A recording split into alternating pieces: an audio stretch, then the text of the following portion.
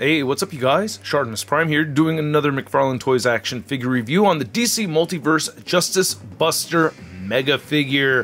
While I have not read the books by Scott Snyder and Greg Capullo, I do think the concept of this is very cool, very much reminds me of the Hulkbuster armor, but this is intended to battle against and withstand punishment from the Justice League. At first, fights Wonder Woman. It's able to withstand punches from Superman, so this is a strong suit of armor that Batman invested a lot of money into.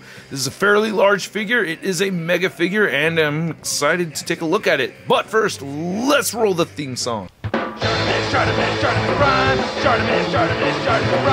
Reading comics, toys are hella sick, hella whacking it, taking bad hits, taking bad shit.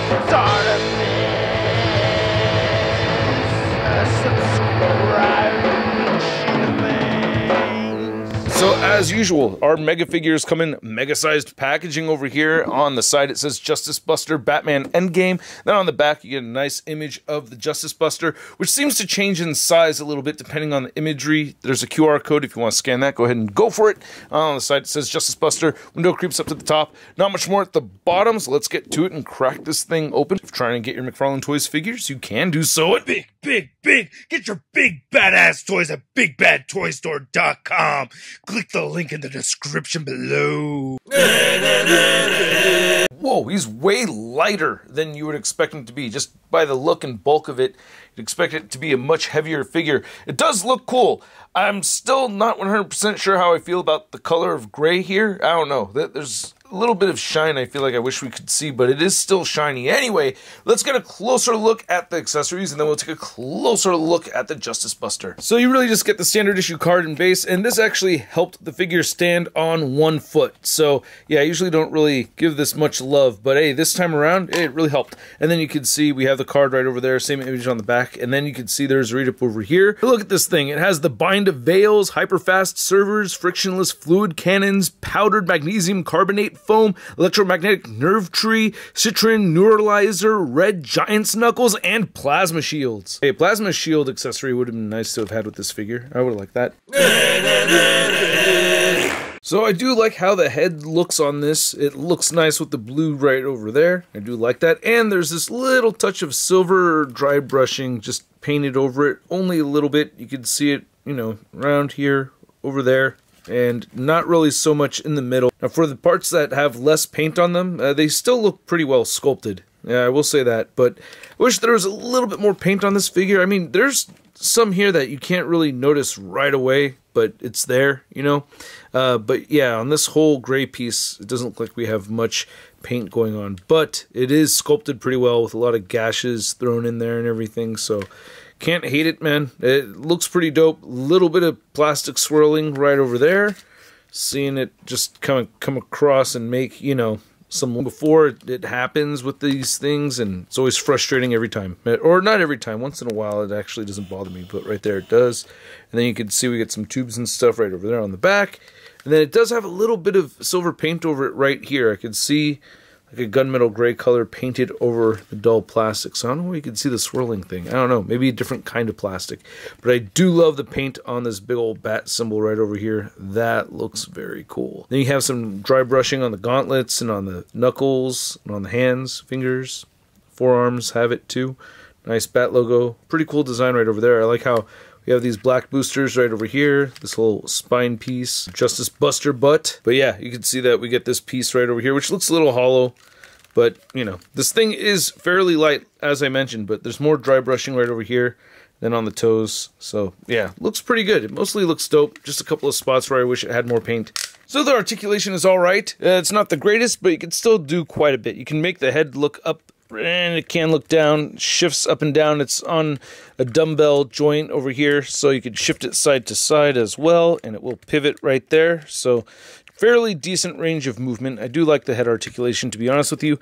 The shoulders just move outward that much. You can move them in, rotate forward a limited amount that far.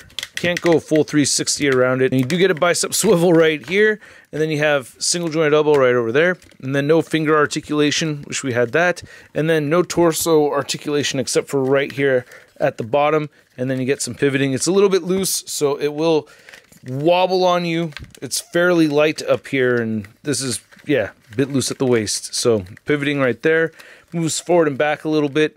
Hips move outward, just that far. It seems like this one should be able to move forward more. There you go. You have to just get some clearance right there. Will kick forward that much and back, not at all. And then there's upper thigh cut in there. Yes, awesome. Thank you, McFarlane. And then you can see you get the knee joint right there. You have this hinge right over here that moves up and down. And then you have the foot articulation that rotates side to side, kind of at a pivot.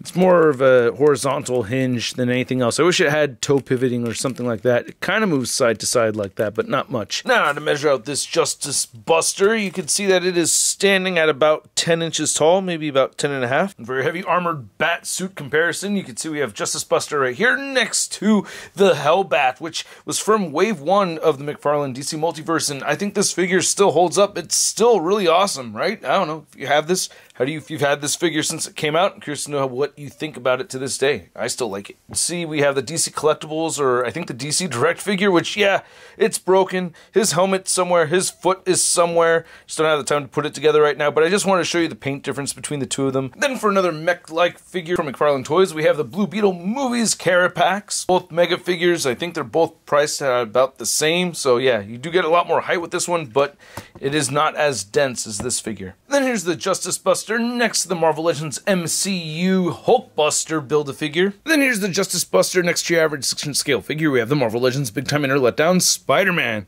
Okay, so I'm not one of the Justice League, so you don't have to hurt me. I should be just fine and not get hurt in this video at all. So I hope you guys enjoyed the video. If you did, feel free to show your support by simply clicking on that like button. And if you are new here and you don't want to miss out on future videos, I have a whole lot more stuff to review. Make sure you hit that subscribe button as well. And a big thanks to McFarlane Toys for making this review possible and sending out this product to review for you guys. If you want to see the latest from McFarlane Toys, be sure to check them out. Link in the description below. And I like this figure. It's pretty cool. It was surprisingly hollow. And I do wish it had toe articulation. I have a whole bunch of gripes with this thing. I honestly do. Like, just little things here and there. But I still enjoyed it. So, for me, this one personally landed right in the middle. There's definitely really cool things about it. I do think this looks way cooler than the Mattel version.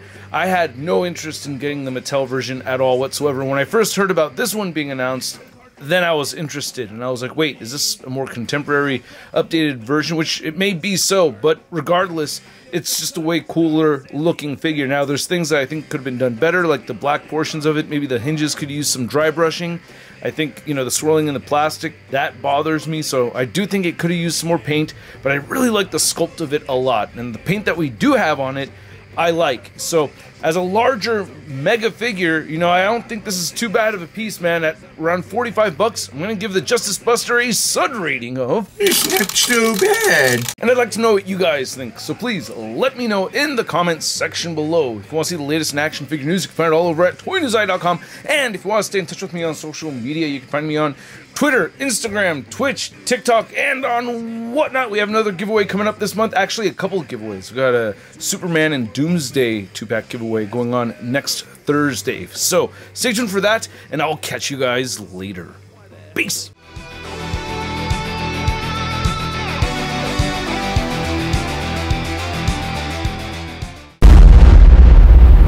That's crispy.